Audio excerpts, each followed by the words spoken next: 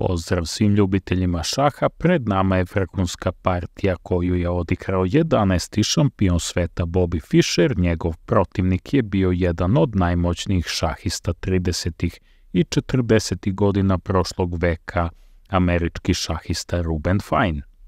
Partija odigrana 1963. godine, Fischer igra belim figurama, otvara partiju svojim najomiljenijim potezom E2, E4, Reuben Fine odgovara simetrično E5, a nakon poteza skakač F3 sa napadom na centralnog pešaka, Fine igra D6, na tabli imamo Philidorovu odbranu. Philidorova odbrana se danas retko igra jer je težnja crnog igrača da se što brže razvije sa jedne strane, a sa druge da spreči slobodniju igru belog, koju upravo Philidorova odbrana dozvoljava. Smatra se da je Philidorova odbrana dosta jaka, ali ipak pasivna. Problem koji ovdje crni ima zato što zatupljuje svog lovca, ali vratimo se na originalnu partiju. Fischer igra D4, osvaja centar. Ono što se crnom ovdje preporučuje jeste da uđe u tu razmenu na centru, gde posle razmene, iako je beli taj koji kontroliše centar, crni ima dosta čvrstu i jaku poziciju.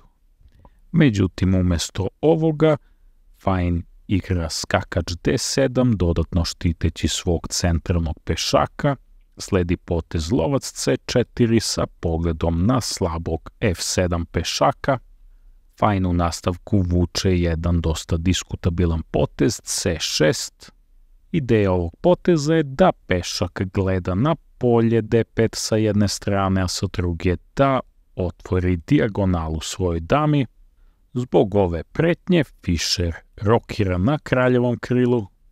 Ovdje se opet crnom predlaže da uđe u razmenu na centralnom polju D4, ali umjesto ovoga Fine igra još jedan čudan potez lovac E7.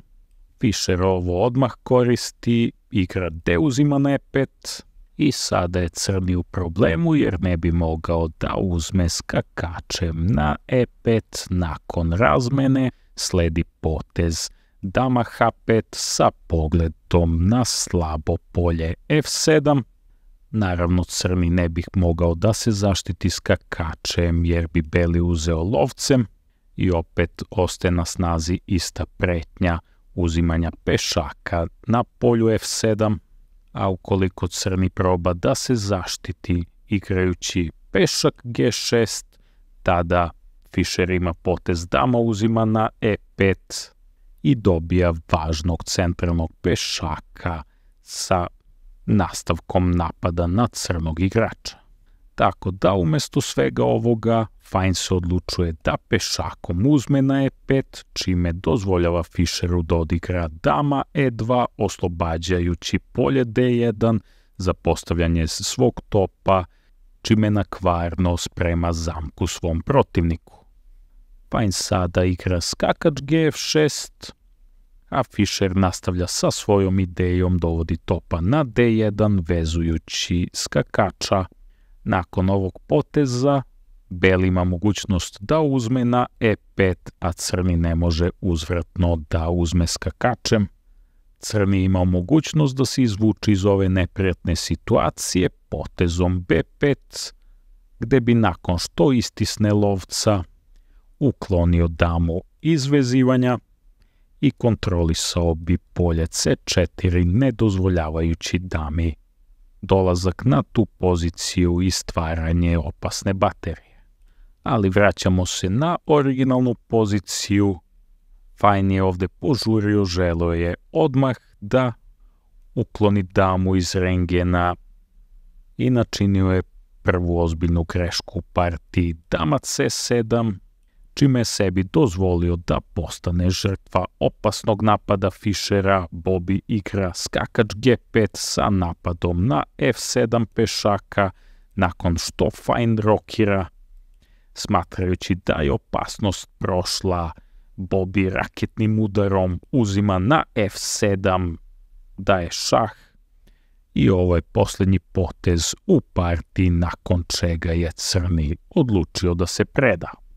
Radi se o tome da ukoliko bi crni topom uzeo na f7, Fischer bi igrao dama c4, iskoristio vezivanje tog topa, stekao materijalnu prednost i nastavio bi već započeti opasni napad. Druga opcija za crnog na ovoj poziciji je da povuče kralja na h8, ali tada bi upao u viljušku jer Fischer ima potez skakač e6 sa napadom na topa i damu. Nakon sklanjanja dame, crni ostaje bez teške figure. Crni je ovdje izgubio materijal i nalazi se u potpuno izgubljenoj poziciji. Ova partija zaslužuje dublju analizu, ali nadamo se da ćemo to uraditi neki drugi put. To je sve za sada, pozdrav i sve najbolje.